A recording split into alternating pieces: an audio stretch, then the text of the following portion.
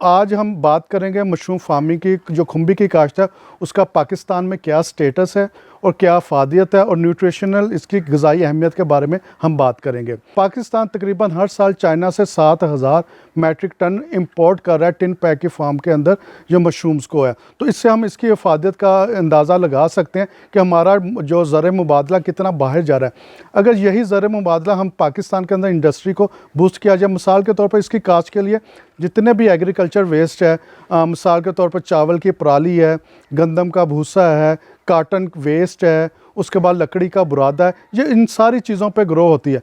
अगर आप butter mushroom काश्त करना चाहते हैं तो उसके लिए आपको सबसे पहले चाहिए होती है गंदम की तूड़ी चाहिए। तूड़ी के अंदर आपने पहले उसको गीला करना है। गीला करने के बाद आपने उसके अंदर 60 से 70% पोल्ट्री मन्योर, जो मुर्गियों का वेस्ट होती है ब्रैलर वाली, वो आपने इसके अंदर ऐड करनी है। उसके बाद आपने इसके अंदर 12% जिप्सम डालना है, 5% चोकर डालना है, 1% आपने यूरिया डालना है। इन सारी चीज़ों का हमने उसके अंदर डाल के अच्छी तरह से मिक्स करके उसकी ढेरी बना देनी। जिस तरह हम ये दिखा सकते हैं, इस तरह आपने पायल तकरीबन 1 से 1.5 मीटर ऊंची होनी चाहिए इसकी। उसको आपने हर 3 दिन के बाद टर्निंग देनी है। तकरीबन 6 से 7 बार टर्न करते हैं।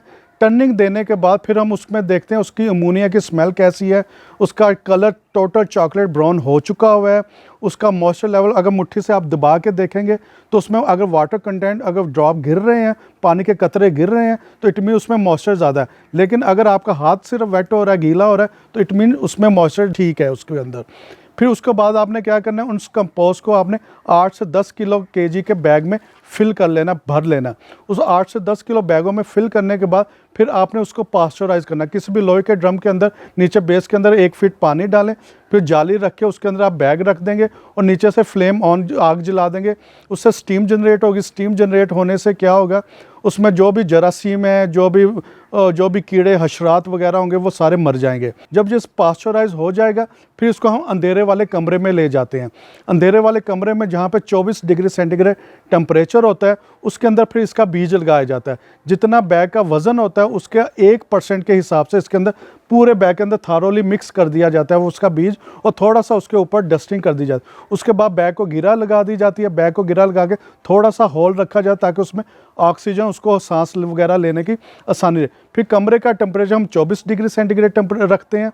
उसके बाद 20 दिन के बाद उसके ऊपर मिट्टी की तह बिछाते हैं, जिसे केसिंग कहा जाता है। वो 1 से 1.5 इंच पीट मॉस की उसके ऊपर तह बिछाई जाती है।